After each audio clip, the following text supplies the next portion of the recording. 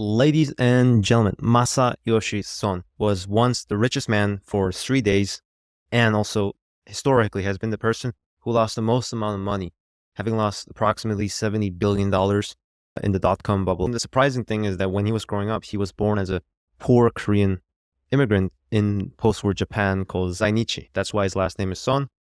And he's also been, according to Gambling Man, both the single largest foreign investor in capitalist America and communist China. I think to understand Masa, we have to understand his past. Before he even was born, his father and his family were called a yangban.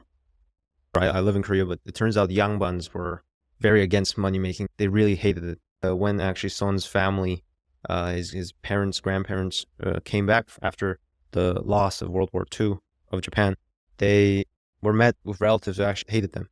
So one night, the grandfather heard Mitsunori bragging about his money making. Rising in silence from the dinner table, he fetched one of his clogs and beat his son so hard that blood streamed down the young man's face. Mitsunori is his father, actually.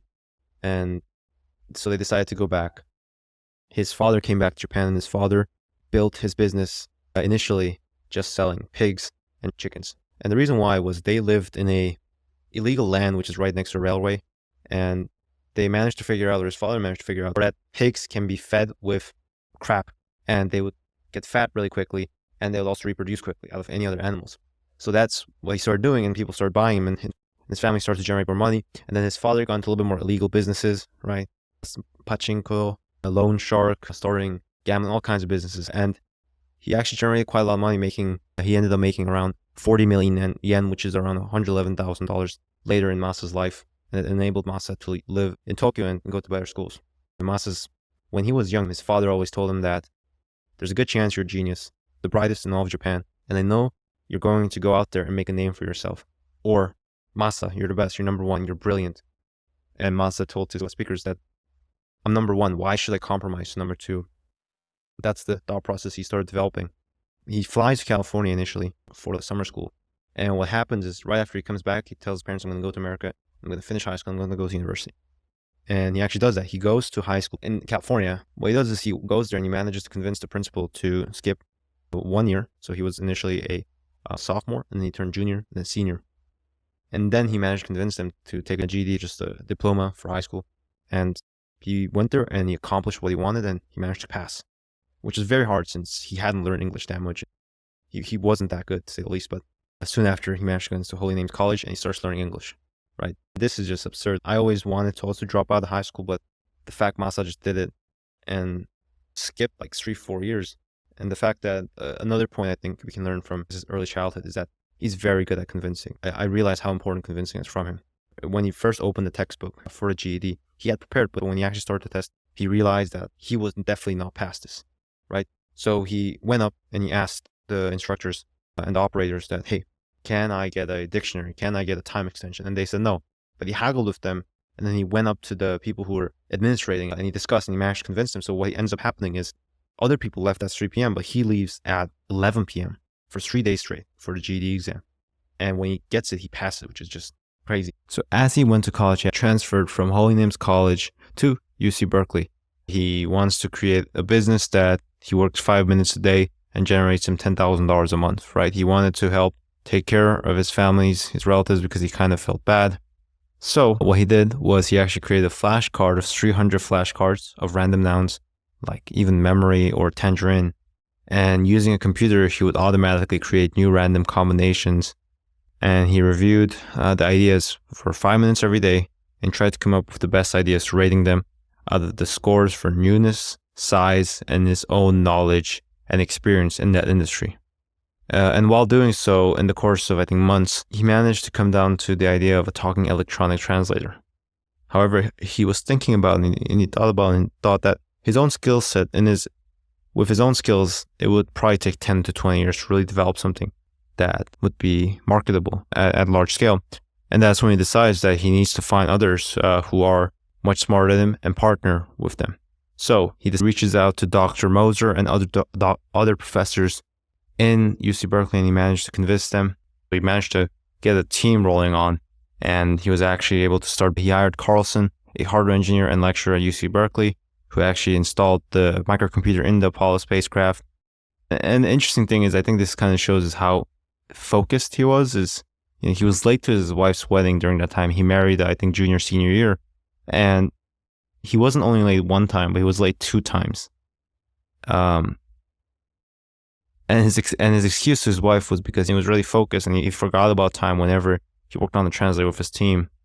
And in The Gambling Man, the author writes that the wife understood it because it was the part of the reason why she loved Masa is his ability to just tune out everything else and focus on something. And this is something we can see in any of the greatest entrepreneurs. I mean, Elon is known for that. If he was in his trance where he was thinking about something very deeply, it was very hard to even talk to him. He would have to yell in his ears to maybe get his attention.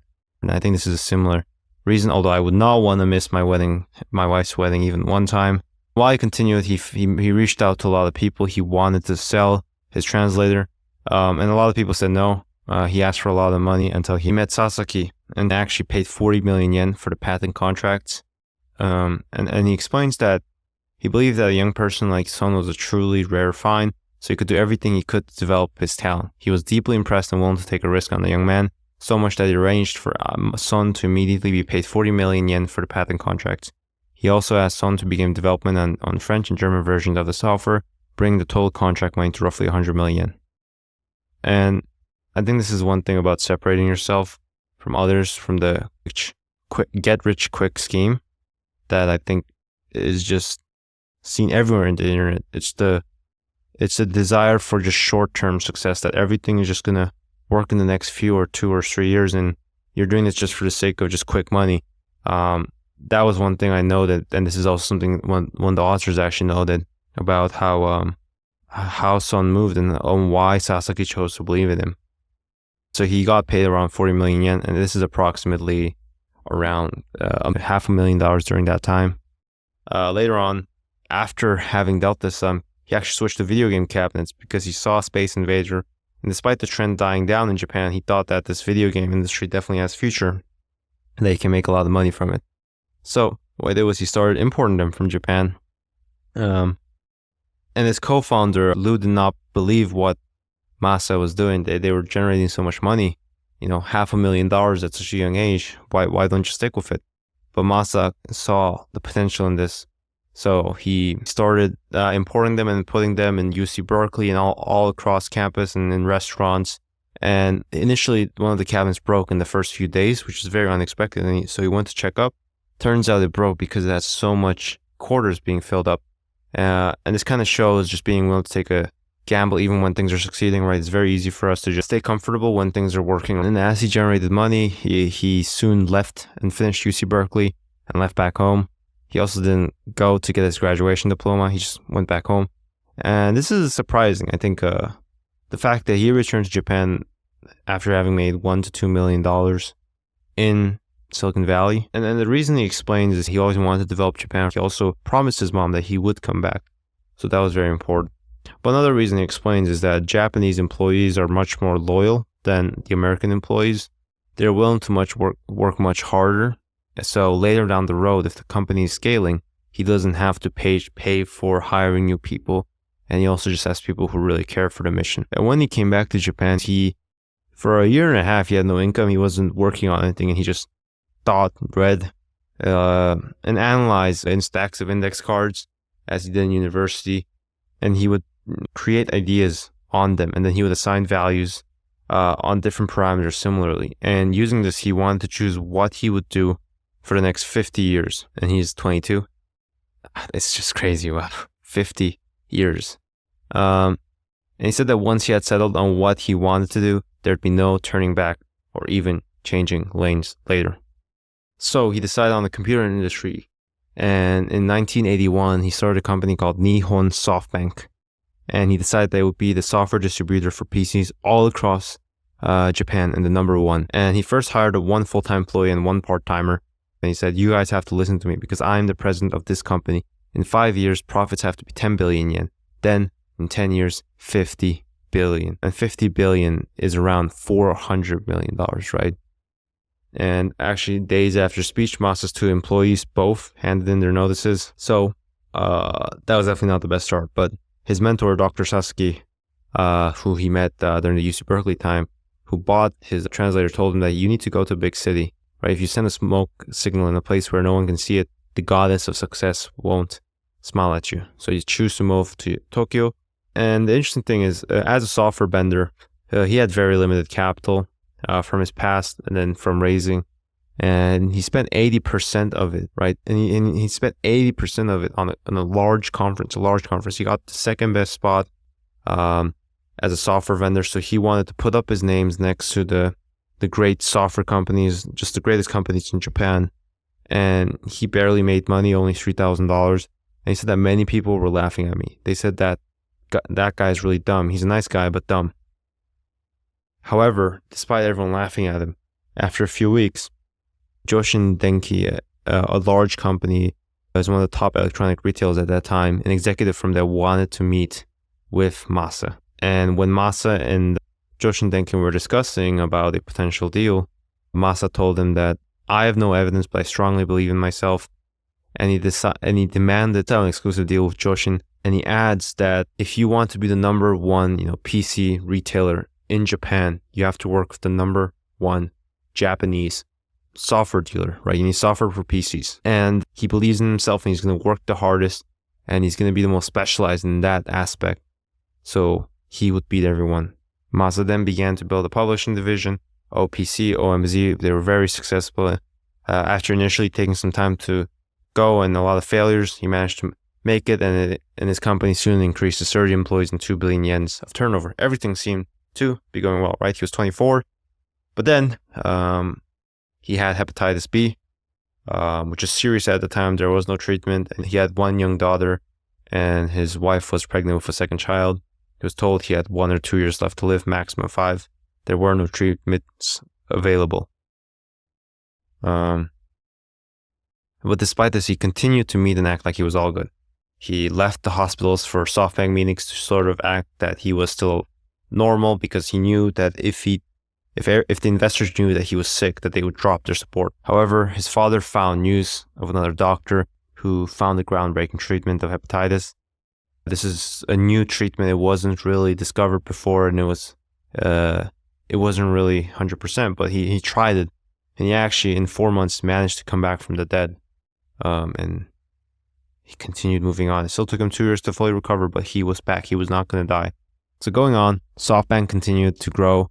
SoftBank, but many other companies, they started to create the telecommunications. They started to invest in American companies as well.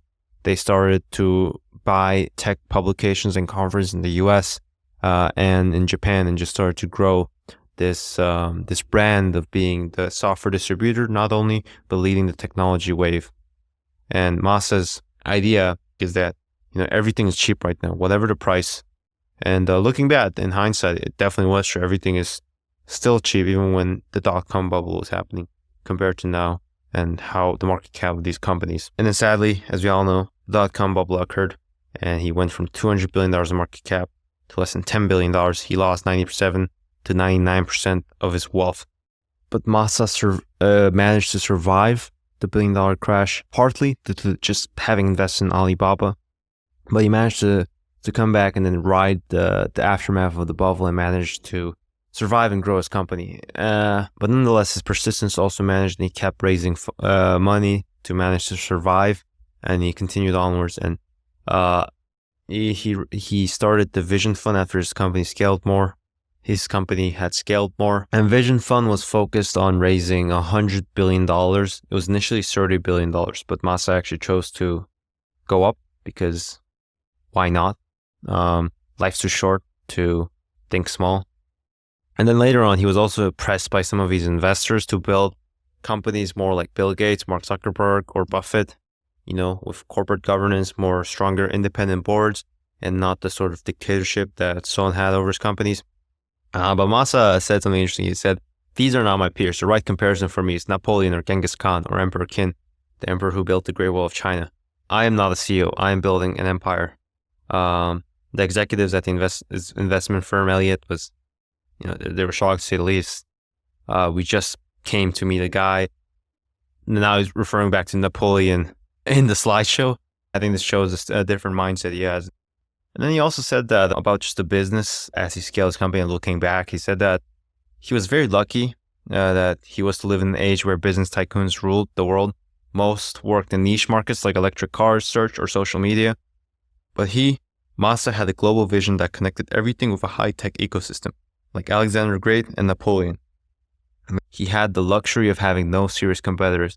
And this is what Dana White also said. He said, people don't understand, especially the youth don't understand how non-competitive the world has become.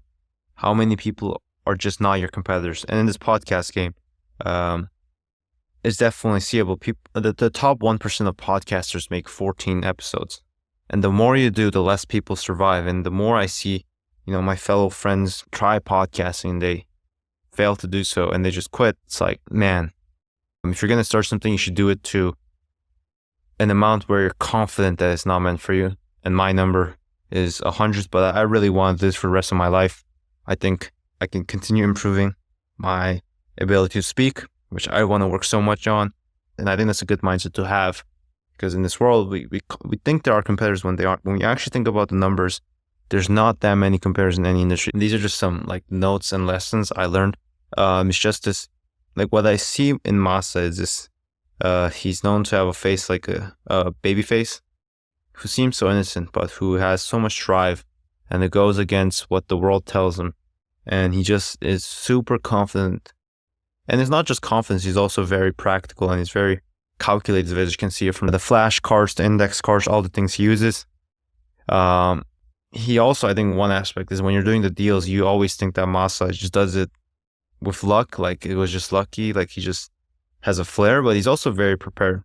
People don't see that aspect. And I think one quote that shows us is this, when he was trying to meet with the princes of Saudi Arabia and the investors, he peppered Al-Bassam, who was well accustomed, and he asked them with questions about the history of Saudi Arabia's culture and the character of the prince.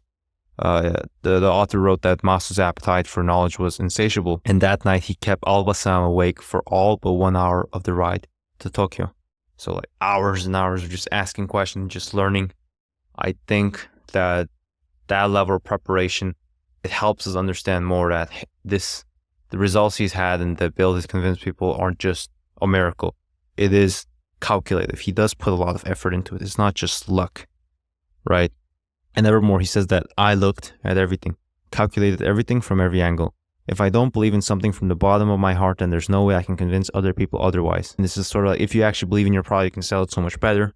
Another note I told myself is his brother failed the Tokyo University entrance exam, the best university in Japan. He lived a carefree life for a year as a jazz band, but failed the second time, and he was filled with the utter rights, with a sense of anxiety, and asked Masa for advice. And Masa told him he had to stop viewing his life as a complete and utter failure. Otherwise, he would never shake the image of the loser he had created himself. And Masa told him to mark the calendar into 14 periods and the specific goals to achieve daily. And marked his progress by, if green was if he was ahead, yellow was progress, and red was when he was slacking off on. And this is something like what you measure is what you improve on. And this is what he did when he studied as well. And he told his brother to think of ways of doing in 10 minutes things that would normally take an hour. And his brother eventually managed to get into Tokyo University, and later actually started his own companies, which have been pretty successful as well. And another funny note, actually, this is referencing our past podcast, and it's a very important advice is to not drink. He tries to limit drinking as much as possible because it's a promise he told his father, because his father also was struggling with it and was struggling health-wise. So he decided to embark on it as well. He didn't really see the need to it. Not as much as Pavel in terms of how important it was, but I think it's a good thing to remember, especially I'm going to be in college and it's going to be so much enticing. I guess to end off the podcast, there's just so much things I learned. I'm trying to improve my ability to actually share this, but I think to the best of my ability, I hope you check up on the 2 biographies I read for this episode, and the many news reports that's probably going to come out in the next few years about the Stargate project, and who knows where it becomes. I think this is maybe a cautionary tale, or is showing what is actually required. It's the feeling of never feeling enough, right? He wrote that, what a shitty life. on my Zoom call, I see my face often on the screen. I hate looking at my face. What an ugly face. I'm just getting old. Maybe I'm finishing my life as an entrepreneur in the next limited number of years. But what have I achieved? What have I done? This is just a mediocre, shitty life. I have done nothing that I can be proud of. I don't want to think too far about what his mind and psychology is, but we can definitely see that there are times when he is just like any other human where he feels mediocre. But maybe this is something that's required. Ladies and gentlemen, this is Masa. Thank you for listening.